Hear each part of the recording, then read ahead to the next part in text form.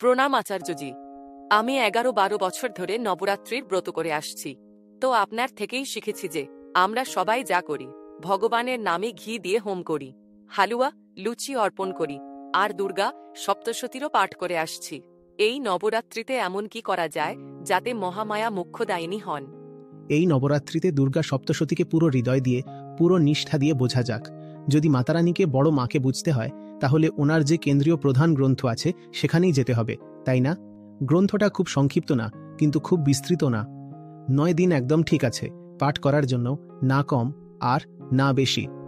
আর পাঠ মানে এটা নয় যে শুধু সংস্কৃত বলে দিলাম বা শুনে নিলাম। পুরো হৃদয় দিয়ে সেটাকে বুঝতে হবে, পুরো হৃদয় দিয়ে। এটাই ব্রত। হ্যাঁ, এইটাই ব্রত। আর এটাই এই 9 রাতের উদ্দেশ্য। শুধু প্রথা দিয়ে কাজ চলবে না ভাই। আপনি যা যা বললেন, ঘি, চিনি, হালুয়া, লুচি, সেটা আপনি করতে চাইলে করুন, কিন্তু সেটা কোনো অবস্থাতেই পর্যাপ্ত নয়। আর এমন কিছু যাতে মায়েরই যে সন্তানেরা, অর্থাৎ পশু পাখি, আপনি যদি তাদের ক্ষতি করেন তাহলে তো মায়ের একদমই ভালো লাগবে না, একদমই না। এই পশুদেরকেই যদি আপনি কোনোভাবে কষ্ট দেন তাহলে মা তো প্রসন্ন হবেন না, আর ওনাকে ধোঁকা দিতে পারবেন না, কারণ মা ওখানে নেই। মা কোথায় আছেন? সব কিছুতেই মা আর মা, পুরো ব্রহ্মাণ্ডই উনি।